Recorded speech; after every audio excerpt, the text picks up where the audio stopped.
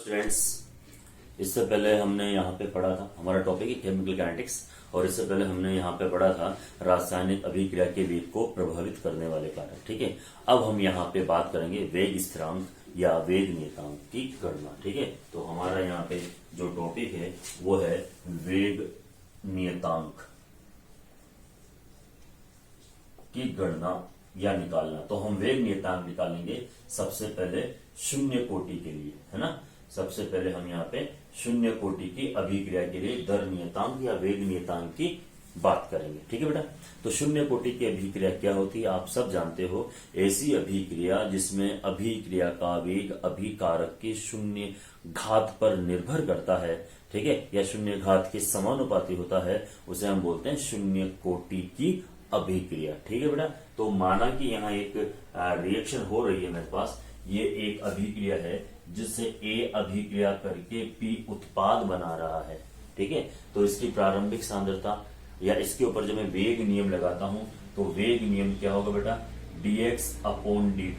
ठीक है, माना कि सांद्रता क्या है, x है, तो dx अपॉन dt सांद्रता में परिवर्तन बटा समय, आपको पता बीकर का वेग होता है इक्वल्स टू k नोट।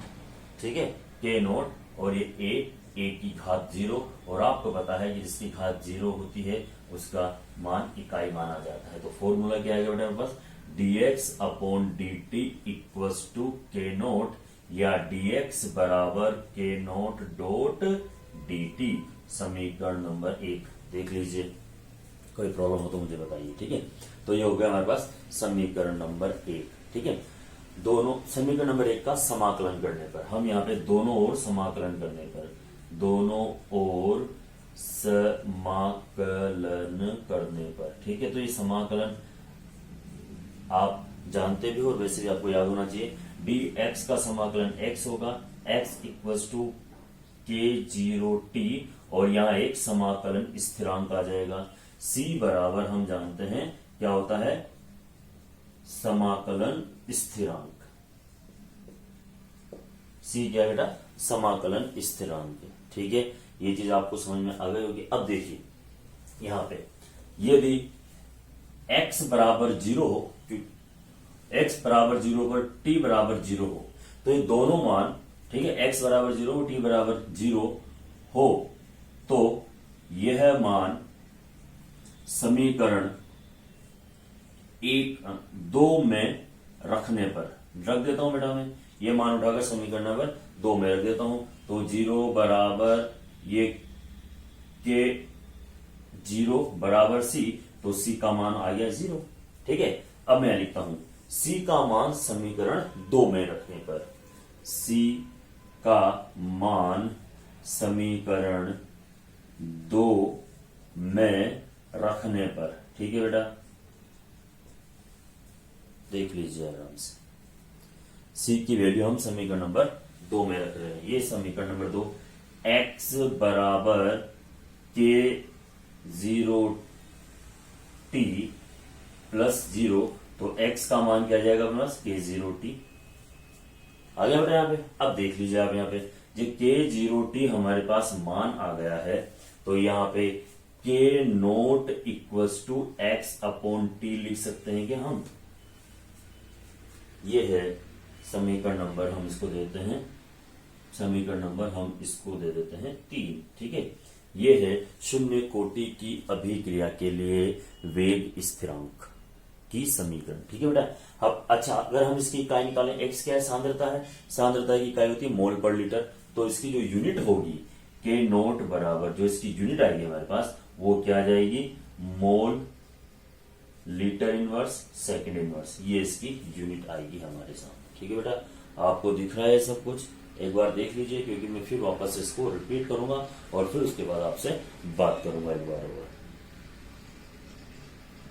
ठीक है, अच्छा मैं रिपीट कर देता हूं, हम पढ़ रहे हैं शून्य कोटि की अभिक्रिया के लिए वेग नियतांक की गणना करना। तो पहले तो हमें इसकी डेफिनेशन आनी चाहिए। दूसरा, माना कि एक अभिक्रिया है जिसमें a अभिकारक है और ये उत्पाद बना रहा है, माना कि सांद्रता x है। ठीक है, तो सांद्रता में परिवर्तन और लगा समय equals to k naught x ले लो या l ले लो, बात है कि पावर सॉल्व करेंगे, समीकरण नंबर 1 आएगी, दोनों ओर समाकलन करेंगे, हमारे पास समीकरण नंबर 2 आ जाएगी। फिर t बराबर 0 पर देखो प्रारंभिक सांद्रता t बराबर 0 पर माना कि x बराबर 0 होगा, तो हमने यहाँ पे c का मान निकाल लिया। c का मान निकालकर समीकरण नंबर 2 में रख दिया। समीकरण नंबर 2 में रखने में हमारे पास x का मान आ गया और सोल्व किया तो k naught equal to x upon t, और k की यूनिट मैंने यहाँ आपके लिए लिख रखी है जो आपके सामने है। ठीक है बेटा, अब देखते हैं। अब हम यहाँ पे ग्राफ निरूपित करेंगे, ग्राफ के बारे में बात करेंगे। ठीक है, देखिए हमारे पास यहाँ पर जो समीकरण है वो है x बराबर k0t। ठीक है बेटा, समीकरण क्या है हमारे पास, x बराबर k0t।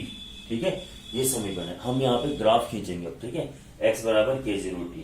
ठीक है, तो ये एक सरल समीकरण y बराबर mx के तुल्य है, जिसमें एक सीधी रेखा हमें प्राप्त होगी और जिसका जो ढाल होगा वो ढाल क्या होगा, tan थीटा। तो मैं यहाँ पे ग्राफ बना देता हूं आप लोगों के लिए।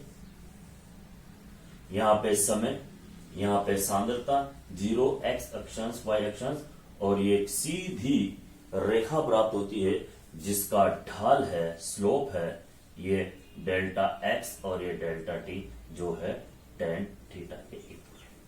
इट्स कर्व या ग्राफ है इसके लिए शून्य कोटि की अभिक्रिया के लिए। ठीक है बेटा, ज्यादातर ग्राफ हम क्या है केमिस्ट्री के अंदर याद ही करते हैं, है ना। चलो जी, अब हम यहाँ पे बात करेंगे शून्य कोटि की अभिक्रिया का अर्धायु काल।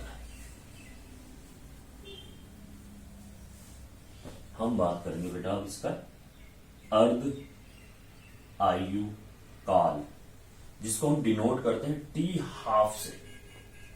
तो अर्ध आयु काल होता क्या है, ठीक है, किसी भी रासायनिक अभिक्रिया का वह समय जिस पर अभिकारक की प्रारंभिक सांद्रता आधी रह जाती है, उसे हम उस अभिक्रिया का अर्ध आयु काल कहते हैं। ठीक है, जब इनिशियल कंसंट्रेशन होगी वो हाफ हो जाएगी किसी भी केमिकल रिएक्शन के अंदर, तो उसे हम क्या बोलेंगे बेटा, टी हाफ। तो देखो हम जानते हैं कि क्या जानते हैं, हमारे पास फॉर्मूला था x इक्वल्स टू k0t और t बराबर हम यहां पे लिखते हैं x अपॉन k0। ठीक है, अब यहां पे सांद्रता को माना कि प्रारंभिक सांद्रता, प्रारंभिक सांद्रता। ठीक है, देखो मैं x भी लिख सकता हूं और माना कि a है। ठीक है, तो t समय पर सांद्रता कितनी है, a, तो t हाफ पर सांद्रता कितनी हो जाएगी, a/2। ठीक है, तो हम लिख सकते हैं t हाफ इक्वल्स टू, सांद्रता को मैंने a माना है तो a/2 अपॉन k नोट, या t half equals to a upon 2k naught लिख सकता हूं बेटा। ये है अर्धायु काल। ठीक है, शून्य कोटि की अभिक्रिया के लिए अर्धायु काल का फॉर्मूला। ठीक, अब यहां पे कुछ एग्जाम्पल दिए हुए हैं हमें, है ना। कौन कौन से एग्जाम्पल है, शून्य कोटि की अभिक्रिया के एग्जाम्पल, उदाहरण देखिए। वैसे मैं आपको शून्य कोटि पहले भी समझा चुका हूं। ये हाइड्रोजन और क्लोरीन गैस अल्ट्रावायलेट लाइट, सूर्य के प्रकाश की उपस्थिति में यहाँ पे HCl का निर्माण करती है, ये भी शून्य कोटि की अभिक्रिया है। दूसरा देखिए, ये 1 मोल नाइट्रोजन गैस, 3 मोल हाइड्रोजन गैस ठोस उत्प्रेरक आयरन या टंगस्टन की उपस्थिति में अभिक्रिया करके क्या बना रही है, अमोनिया। ठीक है, ये भी शून्य कोटि की अभिक्रिया का एग्जाम्पल है। ठीक है, ये समझ में आ गया होगा आपको। अब हम यहां पे बात करेंगे प्रथम कोटि की अभिक्रिया का वेग नियतांक ज्ञात करना।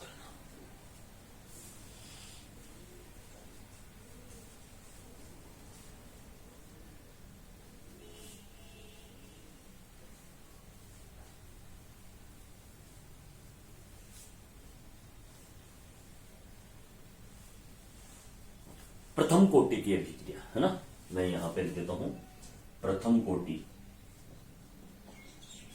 कोटि अभिक्रिया का वेग नियतांक या दर नियतांक ज्ञात करना। ठीक है, देखो पहले तो हम बात करेंगे कि साहब प्रथम कोटि की अभिक्रिया क्या होती है, फिर हम उसके बारे में आगे की बात करेंगे। ठीक है ना, ऐसी अभिक्रिया जिसमें अभिक्रिया का वेग अभिकारक की प्रथम घात पर निर्भर करता है। ठीक है, उसे हम बोलते हैं प्रथम कोटि की अभिक्रिया। ठीक है, प्रथम घात पर निर्भर करता है, तो उसमें क्या बोलोगे, प्रथम कोटि की अभिक्रिया। इधर देखो, माना है कि ए अभिक्रिया करके उत्पाद बनाता है। ठीक है, ए अभिक्रिया करके उत्पाद बनाता है। इसकी प्रारंभिक सांद्रता ए है, ये 0 है। माना कि x मोल खुल गया तो कितना बचेगा बेटा, x माइनस ए माइनस एक्स। ठीक है, इतना तो हम जानते हैं और आपको भी ये सारी चीजें यहाँ पे पता है इसी।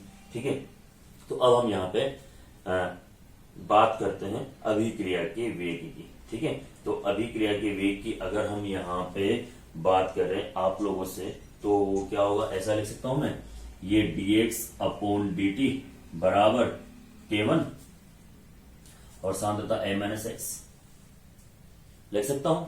अगर मैं इसको सॉल्व करता हूं तो dx upon a minus x equals to k1 dot dt, समीकरण नंबर 1 लिख दूंगा, मैंने डायरेक्ट लिख दिया इसको। ठीक है, समीकरण नंबर 1, कोई दिक्कत नहीं इसके अंदर। ठीक है, तो यहाँ पे मेरे पास आ गई समीकरण नंबर 1।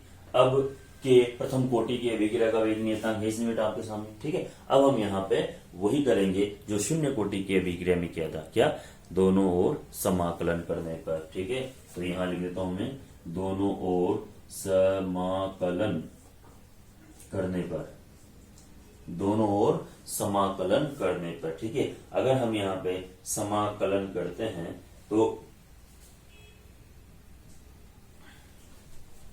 ये लिखो dx upon a minus x equals to k1 dot dt, दोनों ओर समाकलन करने पर।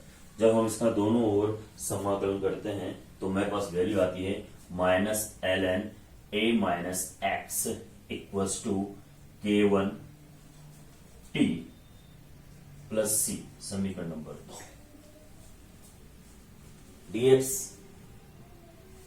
अपॉन ए माइनस ए का समाकलन है, एल एन लॉग का फॉर्म बेटा, ये आप सब जानते हो। ठीक है, तो मेरे पास ये समाकलन वैल्यू है। अब देखिए, ये दे t बराबर 0 पर x बराबर 0 है, तो हम यहां मान रख देते हैं minus l n a minus 0 बराबर k1 इंटू 0 प्लस सी। तो c की वैल्यू क्या आ गई मेरे पास यहाँ पर, माइनस एल एन ए आ गया बेटा। c का मान समीकरण नंबर 2 में रखने पर, c का मान समीकरण 2 में रखने पर। ठीक है, तो मैं यहाँ पे c का मान रख रहा हूं बेटा समीकरण नंबर 2 में।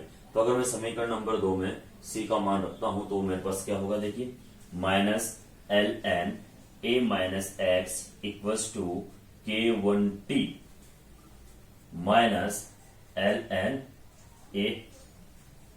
ठीक है, आगे भाई यहां पे हमारे पास माइनस एल एन ए आपके सामने बेटा। ठीक है, अब मैं इसको उठा के इधर ले लेता हूं ना, l n a minus l n a minus x equals to k1 t। Okay, यहां दिख रहा है नीचे आपको, चलो यहां तक दिख रहा है,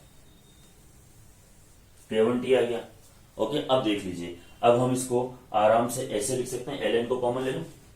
ठीक है, एल को मैंने यहां पे ले लिया कॉमन, तो एल को मैंने यहां पे ले लिया बेटा common, l n a upon a minus x equals to k1 t। ठीक है, आपको पता है एल का जो मीनिंग है, एल एन इक्वल्स टू 2.303 लोग होता है। ठीक है, होता है बेटा, तो मेरे पास यहां पे मान आ जाएगा k1 equals to 2.303 upon t log a upon a minus x. ये है प्रथम कोटि की अभिक्रिया के लिए समाकलित वेग समीकरण। देख लो, ये प्रथम कोटि की अभिक्रिया के लिए समाकलित वेग समीकरण है जो कि आपके सामने है। मैं वापस से रिपीट कर देता हूं बच्चों, इसको है ना, समझना अच्छा लगेगा आप लोगों को। कोई बीच में वो पॉइंट नहीं समझ में आया तो वो भी समझ लेना। ठीक है, देखिए, ये प्रथम कोटि की अभिक्रिया है, तो सबसे पहले हम इसकी डेफिनेशन लिखेंगे, फिर ए अभिकारक, बी उत्पाद, प्रारंभिक सांद्रता, प्रारंभ में अभिकारक 0 होता है, अभिकारक ही होता है, उत्पाद 0 होता है, फिर साम्य पर ए माइनस एक्स, वो द्रव्य अनुपाती क्रिया नियम के अनुसार। देखिए, सांद्रता x मान लें तो अभिक्रिया का वेग क्या होता है बेटा, सांद्रता में परिवर्तन बटा लगा समय। ये आप भी जानते हो और मैं भी जानता हूँ, ठीक है। तो सांद्रता में परिवर्तन बटा लगा समय, तो यहाँ पे ऐसे लिख दूंगा सांद्रता t समय पश्चात यही रहेगी बेटा, ठीक है।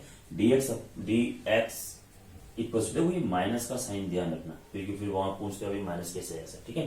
तो माइनस dx अपॉन dt का जब हमने समाकलन किया तो माइनस में ही आ जाएगा, आ गया बेटा।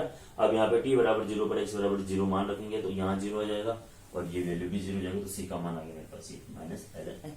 c का मान उठा के रख दिया मैंने समीकरण नंबर 2 में लिखा, तो ये समीकरण आ जाएगी। अब इसको उठा के आगे ले जाऊंगा तो ये माइनस का क्या हो जाएगा, प्लस का हो जाएगा, तो ln a माइनस x बराबर kt, ठीक है। अब इसमें से मैंने ले लिया ln कॉमन, ठीक है। अगर मैं ln कॉमन, या आपको पता है फॉर्मूला होता है, आपने पढ़ा हुआ है log a minus n equal to, है ना, फिर अपोन में भी लिख सकते हैं उसको, तो ln a upon a minus x equal to kt, ln की वैल्यू रख के फॉर्मूला निकाल दिया है। ये है प्रथम कोटि की अभिक्रिया के लिए समाकलित वेग समीकरण।